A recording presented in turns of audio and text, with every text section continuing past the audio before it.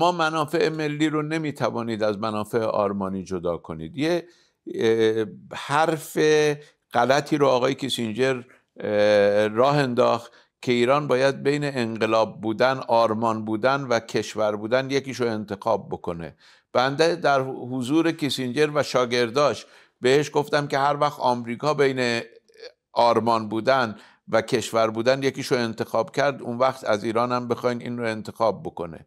ببینید قدرت یک کشور مجموعه ای از قدرت آرمانی، انگیزشی و قدرت مادیشه.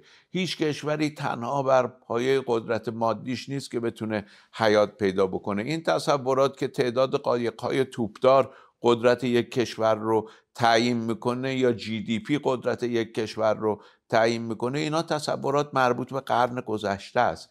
امروز قدرت یک ملغمه از افکار عمومی، تصورات راجع به شما، داستانی که شما برای دنیا دارید، انگیزشی که شما در دنیا ایجاد میکنید، اینها مجموعه قدرت شماست. لذا آرمانهای ما جزئی از منافع ملی ما هستند. کسانی که میگن آرمانهای ما در تقابل با منافع ملی قرار دارن، در تعریف منافع ملی اشتباه میکنن.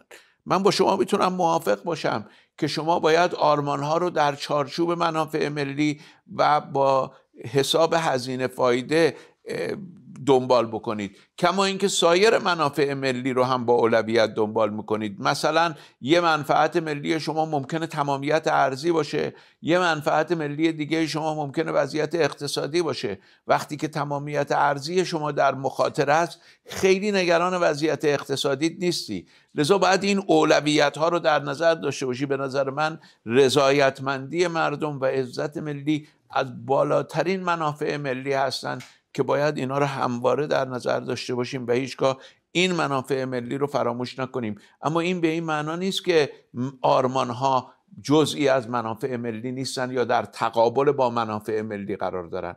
آرمان ها در راستای منافع ملی قرار دارن. زمانی شما میتونین یک حکمرانی خوب داشته باشین که همه این منافع ملی رو با همدیگه در یک کنسرت زیبا به پیش ببرید. اما اگه یه روزی تو این کنسرت تضاخمی پیدا شد، خب شما مجبورین یه دستگاه رو کوکش رو صفر کنین، کوکش رو شل کنین تا بتونه هنوز همون کنسرت به خوبی نواخته بشه.